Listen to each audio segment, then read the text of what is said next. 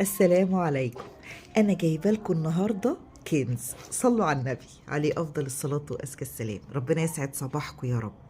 عايزين تبقوا من 70,000 اللي الرسول عليه أفضل الصلاة والسلام قال عليهم هيدخلون الجنة بدون حساب ولا سابقة عذاب؟ يا رب يا رب اجعلنا منهم يا رب. قولوا أمين. اللهم أمين يا رب العالمين. حديث عن الرسول عليه أفضل الصلاة والسلام قال إيه؟ صلوا عليه. يدخل الجنة من أمتي 70,000 بغير حساب.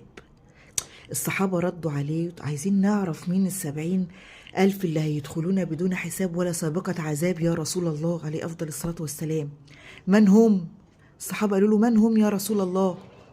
قال لهم هم الذين لا يسترقون، يعني ما بيطلبوش الرؤية من حد، ما بتطلبش ان حد يرقيك، مش ما فيش حرمانية في انك تطلب من حد يرقيك عموما، ولكن لا يسترقون اللي هو انت مش محتاج حاجة من حد، انا سايبها على الله. يبقى لا يسترقون ما بيطلبوش الرؤية من حد، ولا يطيرون يعني مش متشائمين.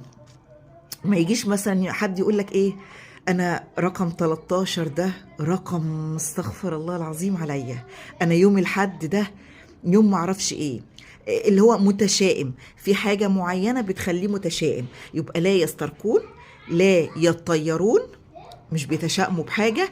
تالتة بقى ايه؟ وعلى ربهم يتوكلون، كل حاجة سايبينها على الله، بيعملوا اللي عليهم والباقي كله بقى بتاع ربنا، سايبينها على الله. انا عملت اللي عليا والباقي فيه سلام التوكل على الله. التلاتة دول ان شاء الله ربنا يجعلنا منهم. قول امين. عليه افضل الصلاة والسلام. صدقت يا حبيبي يا رسول الله.